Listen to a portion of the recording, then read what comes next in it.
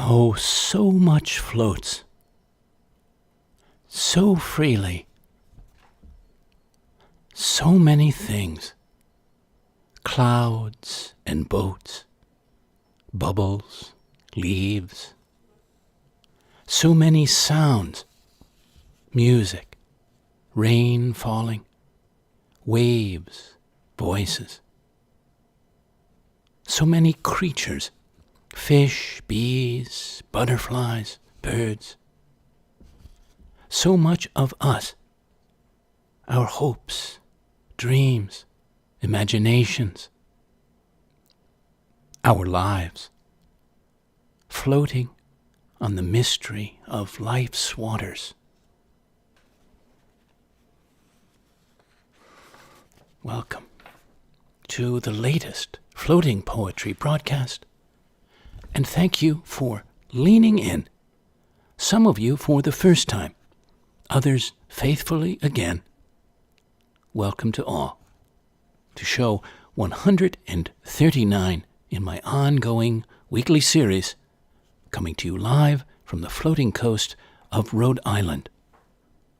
This is your poet and poetorialist, Colin Goedecke, a voice for living our days more fully, more alively, more poetically.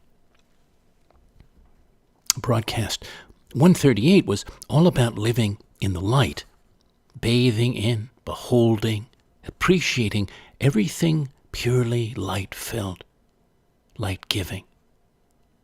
Nature's light, the clear light of consciousness, your own deep inner radiance, and the reflected glow of other kindling spirits. Well, we haven't had a show yet on floating itself, the rubric for these programs, and what some style me, quote, the floating poet. So for this week, this first broadcast of this new year, I thought it's high time to do just that. As a theme, set ourselves, our senses, our feelings, our memories, imaginings, and wonderings afloat, to take to varied waters and airs, atmospheres, even floating sirens. Sometimes, if we live in a city. I don't actually, but there's one for you behind everything.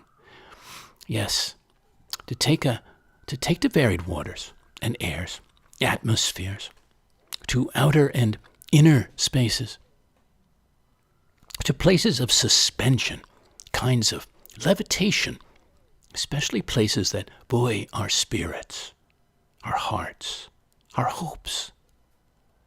Symbols natural to man-made that inspire our lightness of being. So, let's slip our moorings a while together, shall we? And ride a tide of cultural commentary, poetry, inquiry, and, I hope, fresh, shared discovery together. Get on your water wings, pull out your pontoons, off we go.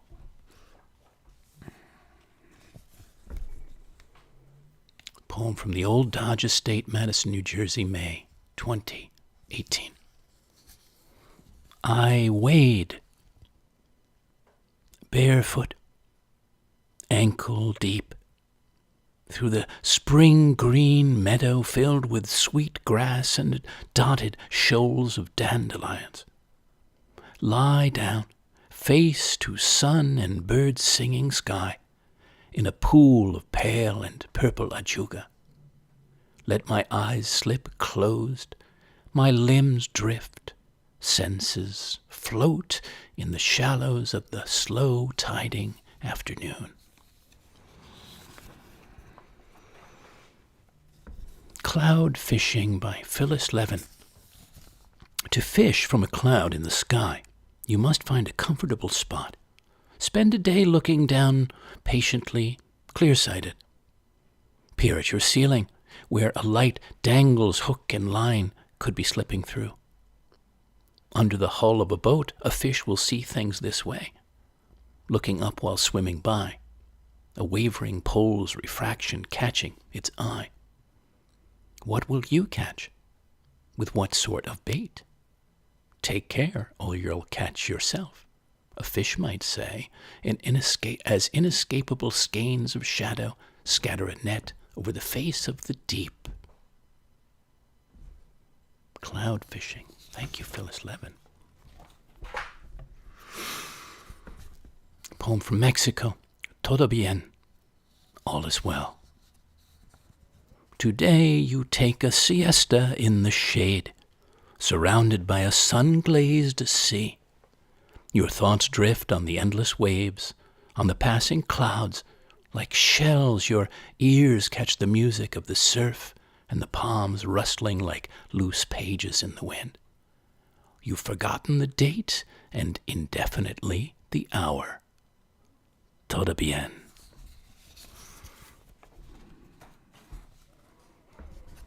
Poem for Alberto Santos Dumont, the real father of aviation. The Belle Époque aeronaut. Dandy Santos Dumont, flying his yellow silk demoiselle over the summer gold treetops of old postcard France, or steering his beloved little Brazil and its floating red banner over the fashionable hats and houses of Paris, landing on the terrace of a favorite cafe, then lifting off like a champagne bubble after lunch, with his Panama hat, high collar, and elegant mustache. There's a wonderful book about him, by the way. It's called Man Flies. I've read it many times and given it to various friends over the years. About his, that balloonist, very colorful character. Wikipedia, under floating, I found, floating may refer to a type of dental work performed on horse teeth. Use of an isolation tank. The guitar playing technique where chords are sustained rather than scratched. A psychological phenomenon, slipping into altered states. Floating voltage in an electric circuit that is not connected to the earth. Floating, a Moody Blues song, 1969. See also buoyancy. Well, a big accent on buoyancy tonight with you. Questions about floating for you? Might as well get to those early on here. What's the first association that arises when you close your eyes and think of floating? What are some of your best physical experiences of floating? Experiencing a great lightness of being, a complete freeness, maybe a looseness, a letting go, an ease of everything. And what about your emotional experiences of it? Maybe in a state of exhilaration, or being in love, or in some other form of unexpected bliss. Often a good lift-off point for floating bliss. How and where did it move you, your heart or spirit or other feelings? And what about experiences in your dream field? I might share one of those that led to a poem in a little bit. How and how often do you let yourself float in any way, shape, or form? What's something that floats that you especially loved as a child? Or that you love now?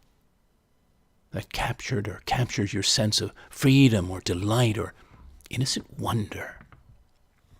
Actually, I was talking to a friend about the show earlier, and I had a recall of being a very little boy and my at the seashore where we had a summer place and on the Atlantic, and my mother strapping a float, a styrofoam float that was like a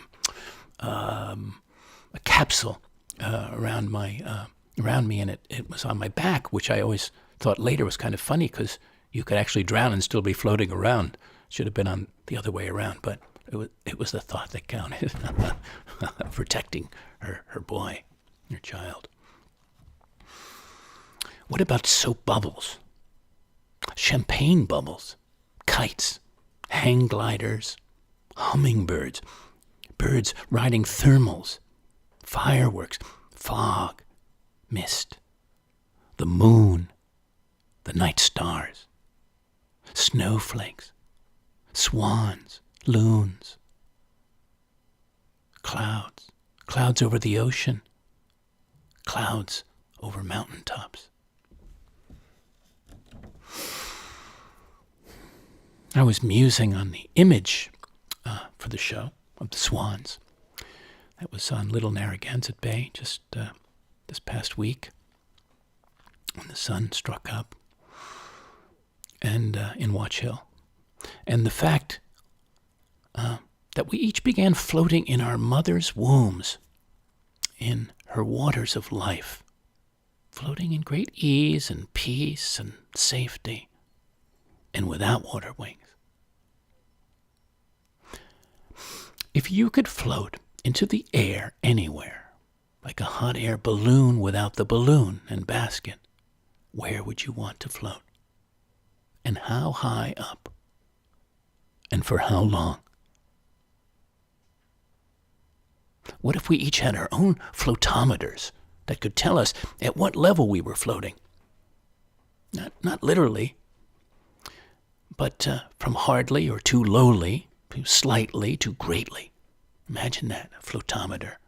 Or even with several indicators, one for our body, one for our spirits, another for our, you fill in the blank. Things to ponder.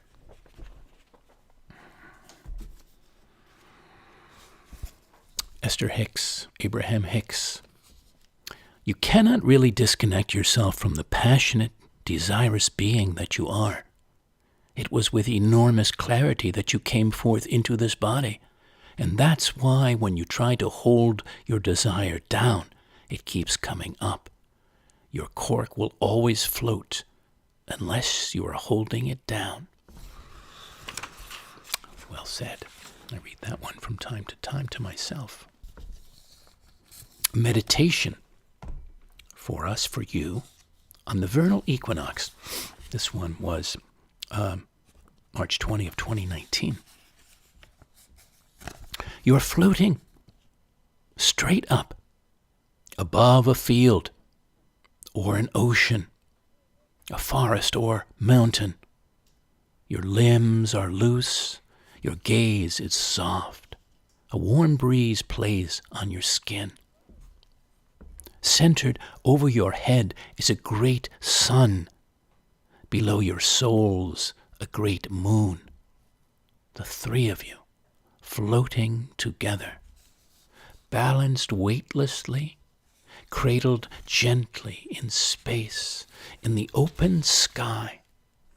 Your three bodies, a trinity of light and lightness, serenely centered with the earth, the fertile earth, your home, your breathing and birthing place, being and becoming place, that turns itself now slowly, now surely again to flower at your feet.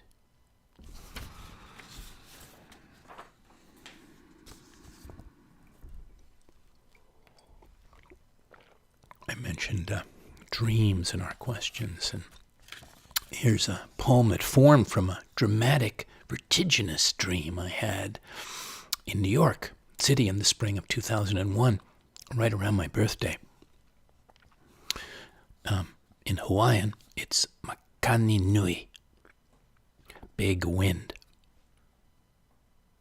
A wild gust of grassy wind pulls the green-pearled pen from my hand and flings it at the foot of a swell of turf. I move toward it, but a wall of wind rises to resist me. The more I advance, the more it repels. As I push down, slowly stretching out for the pen, cat's eye green, a talisman, I'm hoisted up off the ground and set back softly and squarely where I began. Then I'm kited up whole, even higher now. All clothes gone except my billowing boxers, kited up like a gull or kestrel riding a current and carried over the edge of a precipitous cliff that drops Dover-like 1,000 feet to the sea, where the great wind buoys and wavers with me before I wake from the dangling dream. It was very exciting, sort of in a thrilling way. Yes, I'd like to have that dream again, actually. Cloud by Eamon Grennan. There comes in middle life a moment when everything is very solid and seems to stand foursquare in its own hard, uncompromising light. But soon it's the shimmer of things that begins to grow on you. The solid starts to waver, fold, dissolve, flow. Hills are just undulant lines of color, mobile as massy clouds that trawl their shadows across a sea of grass. And you can see the way the big light races after shadow, and how things live in both: metal benches, leaves, a sky-blue trike, the spotted brass knocker on that green hall door, a glint of rain-lit kitchen windows. And this is the moment you start to catch the sound it makes as it happens. Passing traffic and the stew of birdsong, telephones ringing in different keys, a door banging, all the babies on the block in chorus, and over everything the pitiless squeak of clotheslines or a wind racketing in the fuchsia or honey locust. When day darkened, we used to say, the sun's gone in. Now we know it is the clouds in their ceaseless, indifferent, high, bright life and shade going over. Thank you, Eamon Grennan. Apertures by Howard Altman. Old and blind and in love with light, he'd reach for the hands of writers to guide him back to the landscape once the subject of his photographs. Often he'd see just how hard it was to render it right, and would feel free of such burdens. A last cloud on a lake he'd let carry him into night. Breaking sounds of autumn he'd leave a pond to compose, rustling the stream of images. The panicked flight of the hunted he'd let the dry grasses capture, their golden yield his release. Even in the crimson cusp of an evening he'd wedge himself, curling into a ball without twilight ever sinking him. The man swam with the fog and its very touch of resolve. Further than any writer, his shadows lapped up the sand. All this in the ebb and flow of a 9th decade by the tide, an inlet mapped by its egress to the sky. And when moonlight would come to wash his window, a heavy tome floating lost worlds on his lap, often his other hand would read the apertures of old cameras, an author's intent the subject of his alignments. But when the milky skies would dip the hand of a writer in the milky seas, to the lighthouse he'd ascend, dreaming of being a writer who was blind, tracing a horizon. Thank you, Howard Altman. Apertures.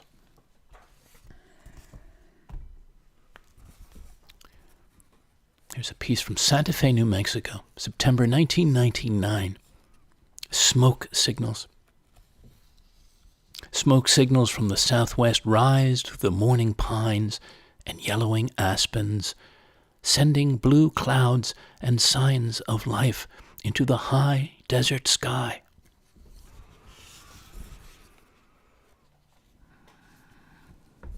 And snowflakes, friends, how enchantingly they can dance in the air, yes, and will soon across this winter here in New England. Snowfall. It powders down onto the heads and shoulders of men, houses, and horses, whitens the teeth of picket fences, lathers the bristled faces of northern forests. It bows down to the outstretched arms of trees, tongues of children, the folded wings of sleeping owls. confettis down past millions of living room, bedroom, office, train, windows, seen and unseen. Swirls down in great silence, eloquence, all pure, hushing, comforting presence. Snowfall. Do you ever meditate on autumn leaves leaving the trees? The free-falling leaves. They float down from the autumn trees, down from the autumn sky, as you stand still in the stirring woods, looking up at them all, leaving at will their usual places. The sailors, the drifters, the leapers and sinkers, the swirlers and dancers, the darters, the laggards, the low-hangers, the high-flyers, each descending with muted grace through the air to land softly on the earth.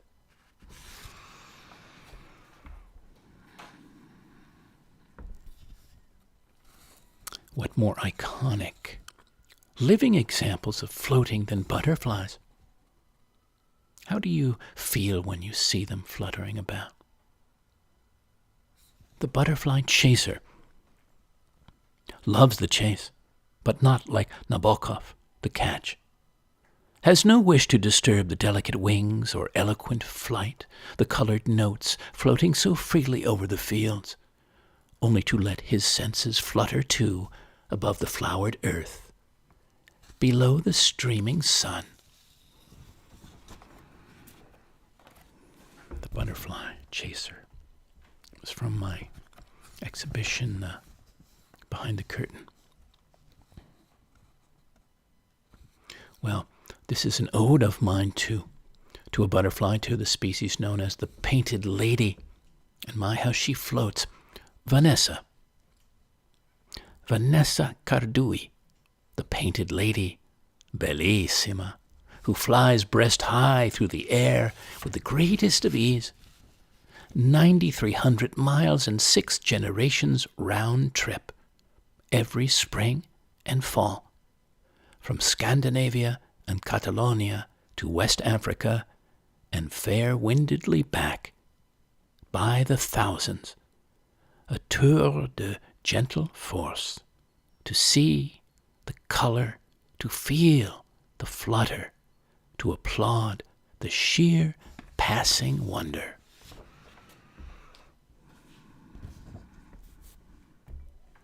And what happens when you let your imagination float freely? This is one of many moments of mine. Butterflying. We ride high together over the turquoise ocean on the back of a giant black and violet butterfly.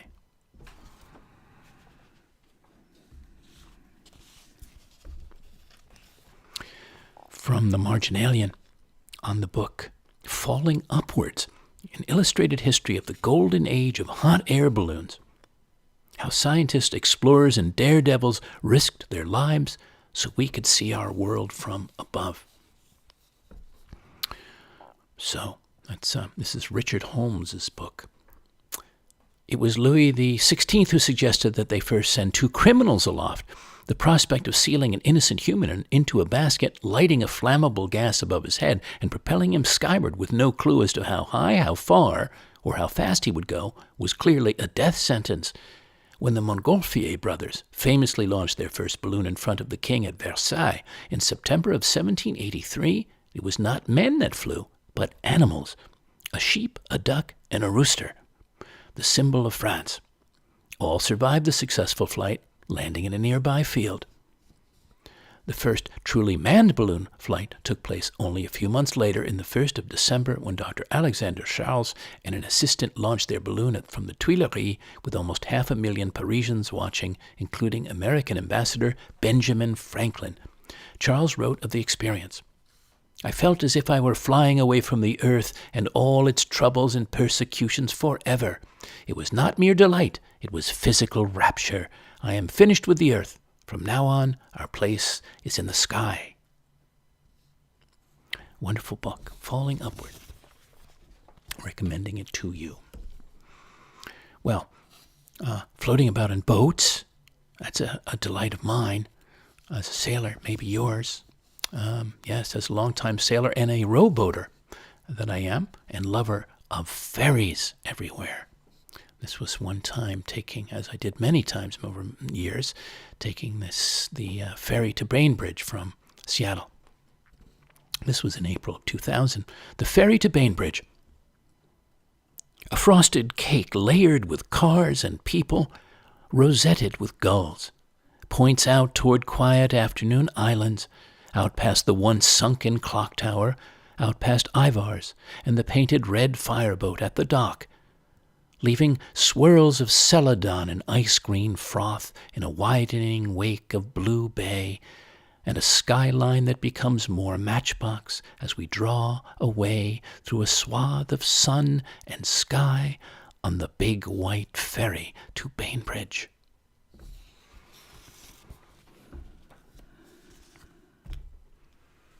Paired on that note of sailing, being afloat in a sailboat. Billowing. This was a poem I contributed to a whole poetorial for the America's Cup, the yacht races in 2017 in Bermuda. Billowing. Clouds, of course. Constables. Van Goghs. And tempest-tossed waves. Buildings in flames high over Dalmatians' heads. Wild west-crossing steam engines sending up the white man's smoke signals. Curtains on a breeze-swept terrace. The white sails of a schooner singing downwind. The imagination. Billowing.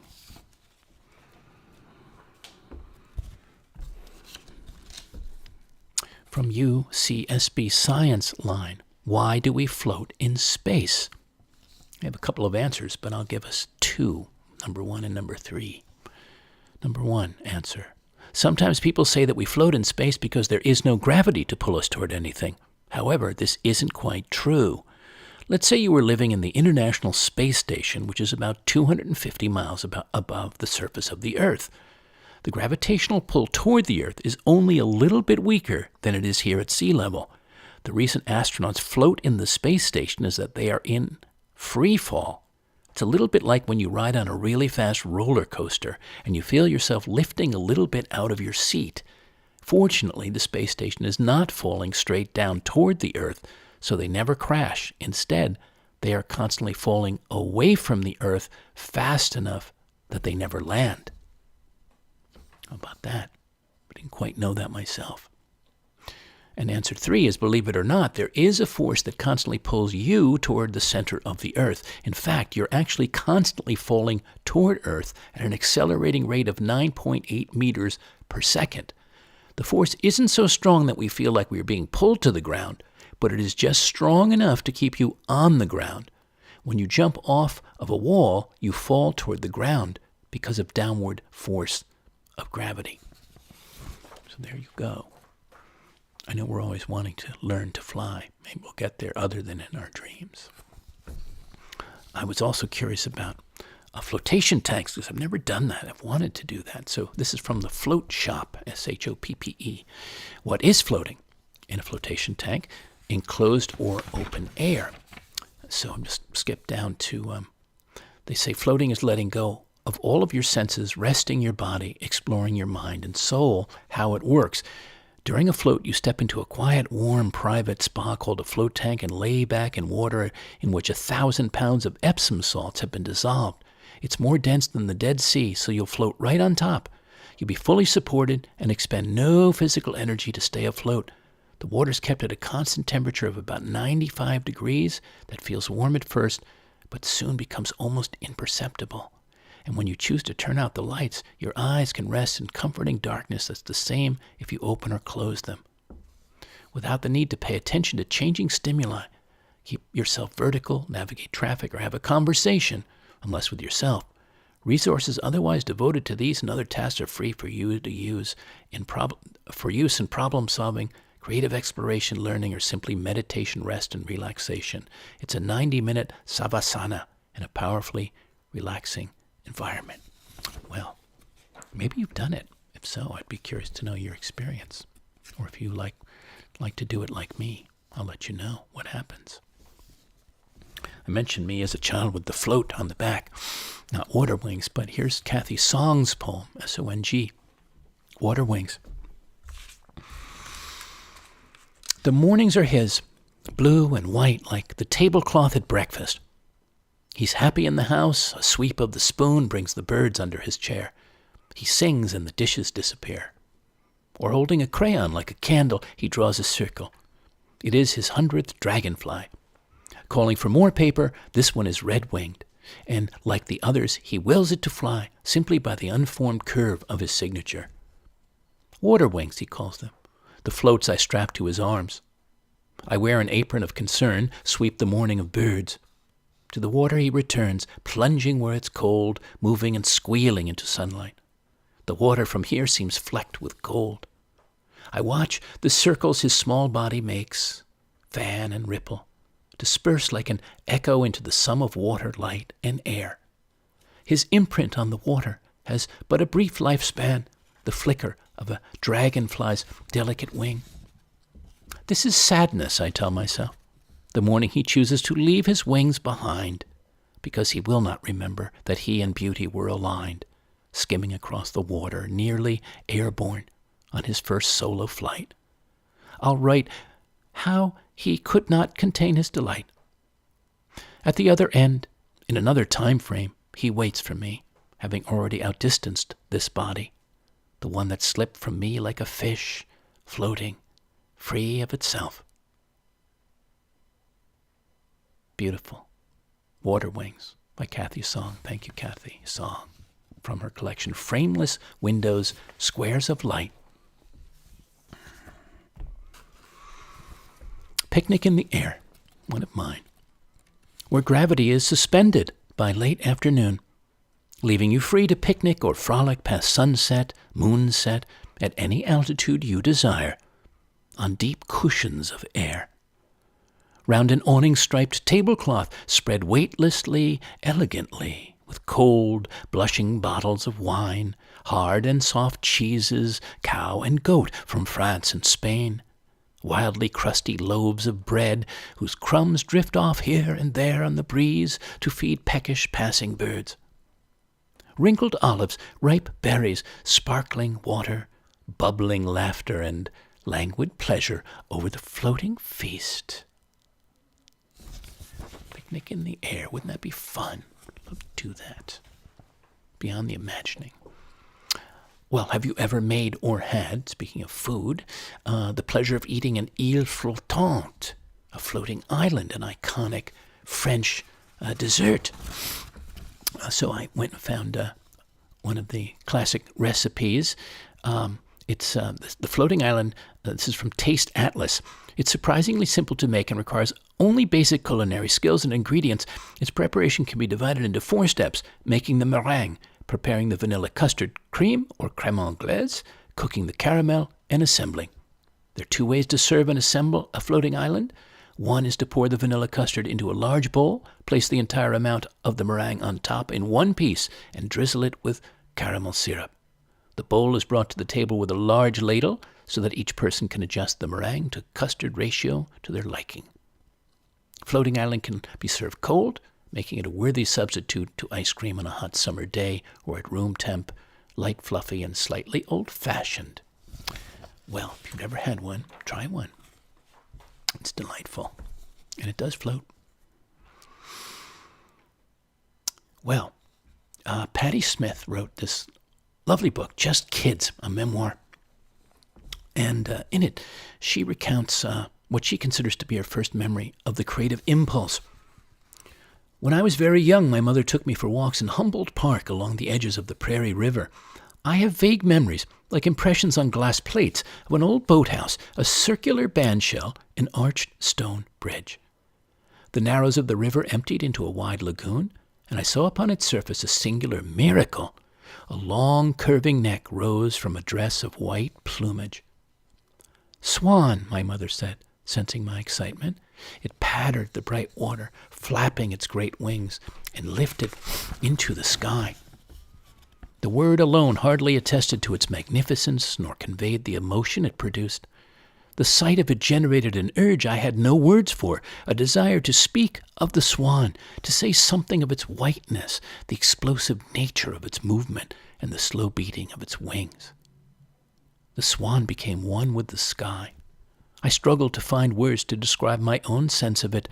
Swan, I repeated, not entirely satisfied, and I felt a twinge, a curious yearning, imperceptible to passers-by, my mother, the trees, or the clouds.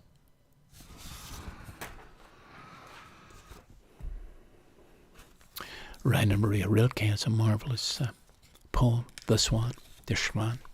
This is a translation by Joanna Macy and Anita Barrows.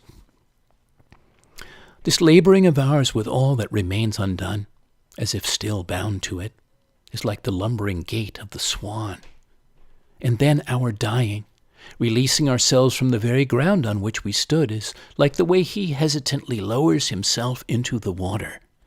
It gently receives him and, gladly yielding, flows back beneath him, as wave follows wave, while he, now wholly serene and sure, with regal composure, allows himself to glide. Thank you, Rilke. Invitation by Aimé Nezu-Kuma-Tathiel. Come in, the water's fine. You can't get lost here, even if you want to hide behind a clutch of spiny oysters. I'll find you. If you ever leave me at night by boat, you'll see the arrangement of red gold sun, stars, and a sea of milk. And though it's tempting to visit them, stay. I've been trained to gaze up all my life, no matter the rumble on earth, but I learned it's okay to glance down into the sea. So many lessons bubble up if you know where to look. Clouds of plankton churning in open whale mouths might send you east, and chewy urchins will slide you west. Squid know how to be rich when you have 10 empty arms. Can you believe there are humans who don't value the feel of a good bite and embrace at least once a day? Underneath you, narwhals spin upside down, while their singular tooth needles you like a compass pointed toward home. If you dive deep enough where imperial volutes and hatchet fishes swim, you will find all the colors humans have not yet named, and wide caves of black coral and clamshell. A giant squid finally let itself be captured in a photograph, and the paper nautilus ripple flashes scarlet and 2 kinds of violet when it silvers you near. Who knows what will happen next? And if you still want to look up, I hope you see the dark sky as oceanic, boundless, limitless, like all the shades of blue in a glacier. Listen how this planet spins with so much fin, wing, and fur. Wonderful. Invitation. Thank you. Aimé Nezu-Kuma-Tathiel. Poem from Bonaire in the Dutch Antilles, April 2013. Drifting.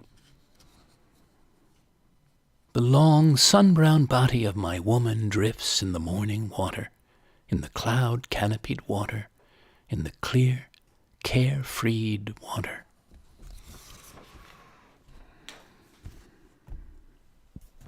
Two, by Linda Hogan. The weight of a man on a woman is like falling into the river without drowning. Above, the world is burning and fighting. Lost worlds flow through others. But down here beneath water's skin, river floor, sand, everything is floating, rocking. Water falls through our hands as we fall through it. And when a woman and a man come up from water, they stand at the elemental edge of difference. Mirrored on water's skin, they are fired clay, water evaporating into air. They are where water turns away from land and goes back to enter a larger sea. A man and a woman are like those rivers, entering a larger sea greater than the sum of all its parts. 2, by Linda Hogan. Thank you. From the Book of Medicines. Geraldine Connolly, Flathead Lake, October. The eagle floats and glides, circling the burnished aspen, then takes the high pines with a flash of underwing.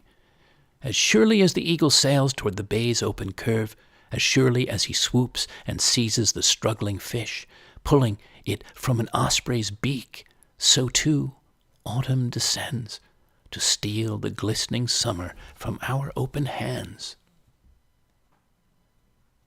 Thank you, Geraldine Connolly, for that. Flathead Lake, October. A poem from Kittery, Maine, from near Rhode Island.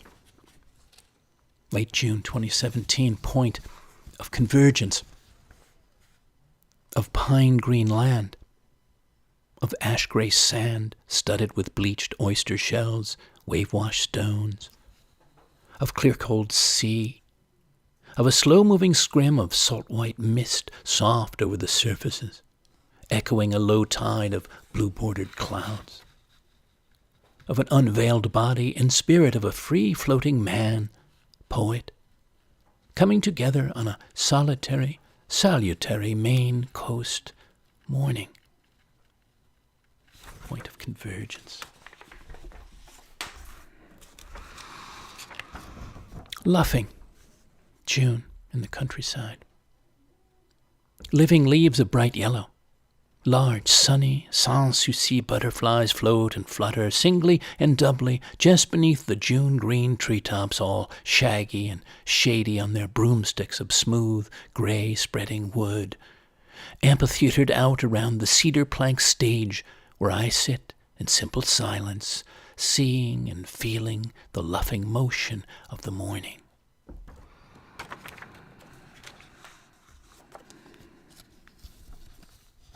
As I mused here and there on bubbles of all kinds, among other beautifully buoyant things, I recalled this poem from my goddaughter, Axel, then 4 years old, now 24 years old.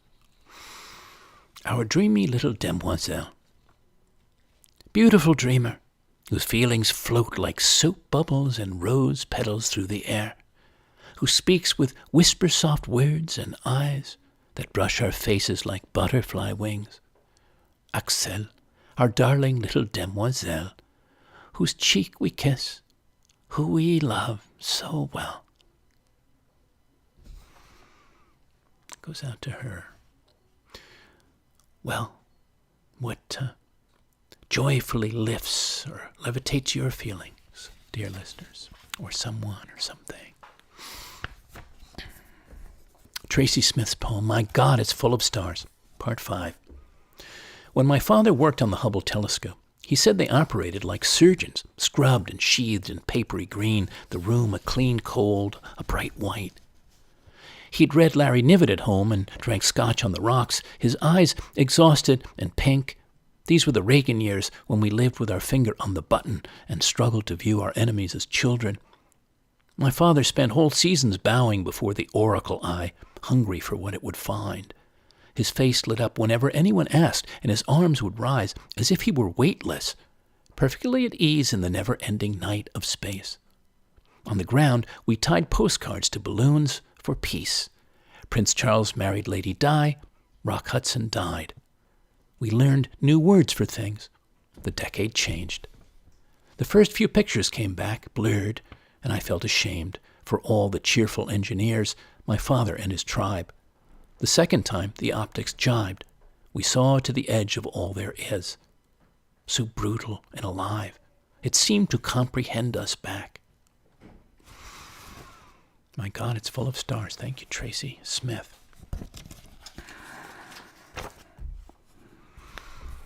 Floating places. What more aqueous than Venice? This is from Venezia, Italia, September 2007. One of many visits of mine there. Venice begins. It begins with a ripple of mortality, coffins floating, of near fatality, patients floating on waterborne stretchers.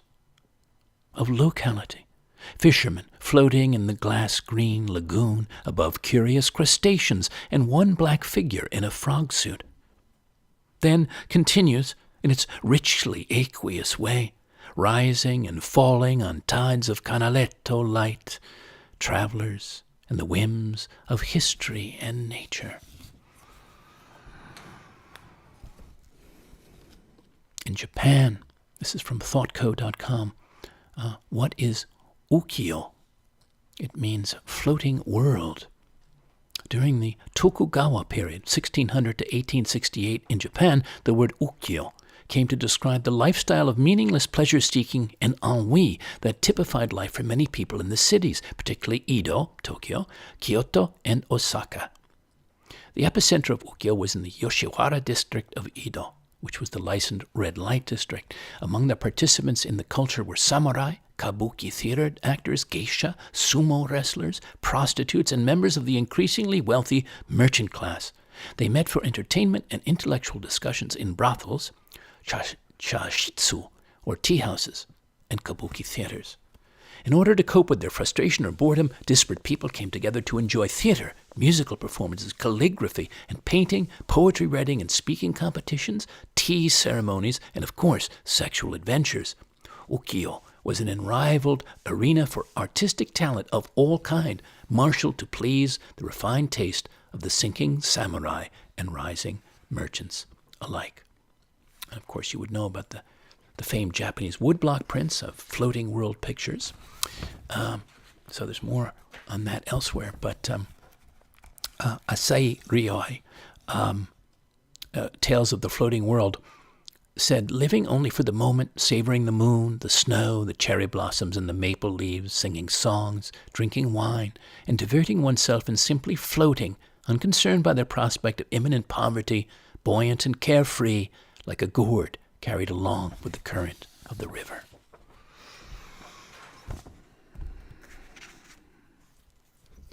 Susan Donnelly, Pictures from the Floating World, on ukiyo prints by Harunobu. Everything suggests something else, if you know how to see it. A hand towel filling with breeze suggests a sail. Maple leaves, a season. Together, separation and grief. But nothing too real is explored too deeply. Those girls stringing a cat's cradle, wild geese in the distance, suggest a lute plucked in early spring at the edge of a river by the young prostitutes of Edo in their off hours.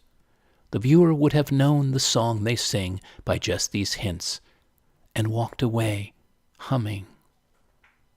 Thank you, Susan Donnelly. James Crews' poem, God Particles. I could almost hear their soft collisions on the cold air today, but when I came in, shed my layers, and stood alone by the fire, I felt them float up toward me like spores flung far from their source, having crossed miles of oceans and fields unknown to most, just to keep my body fixed to its place on the earth. Call them God, if you must, these messengers that bring hard evidence of what I once was and where I have been, filling me with bits of stardust, whaleskin, goose down from the pillows where Einstein once slept, tucked in his cottage in New Jersey, dreaming of things I know I'll never see. Thank you, James Crews. Another poem from Mexico. This is from the Yucatan coast. One winter, musing on the sea. Eterno, eternal. An old boat floating, an old pelican fishing, an old man wishing on the endless day and nightless waves. Langston Hughes, Dream Dust. Gather out of stardust, earth dust, cloud dust, and splinters of hail, one handful of dream dust, not for sale. Thank you, Langston Hughes. Joseph Stroud, Manna. Everywhere, everywhere, snow sifting down, a world becoming white, no more sounds, no longer possible to find the heart of the day. The sun is gone, The sky is nowhere. And if all I wanted in life, so be it. Whatever it is that brought me here, chance, fortune, whatever blessing each flake of snow is the hint of, I am grateful. I bear witness. I hold out my arms, palms up. I know it is impossible to hold for long what we love of the world. But look at me.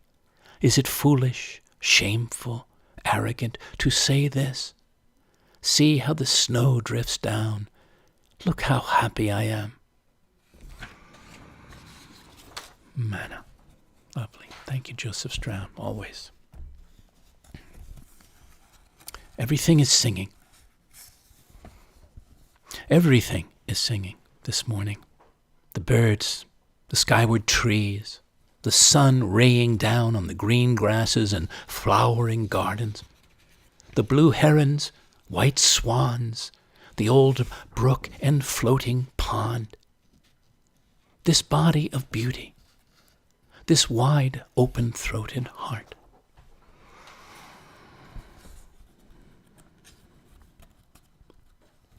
Defying the law. To live outside the law of gravity.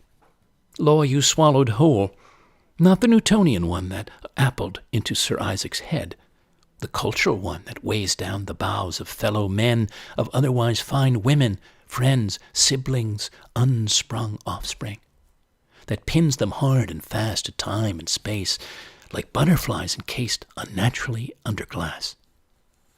To reverse or obverse your expected play of being, that insistent pull to adhere, conform, congrue. Exiting stage left or right the usual, now rather suspect, rules of social physics. Once you discover there's nothing at all to hold you down, or back, or in, but theories too unleavened, unlevitated to bother with, be bound by. When at last you see, you feel, you know, you can float free and clear, you can fly.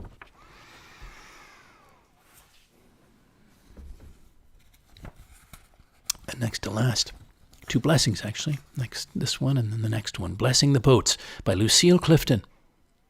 May the tide that is entering even now the lip of our understanding carry you out beyond the face of fear. May you kiss the wind, then turn from it certain that it will love your back.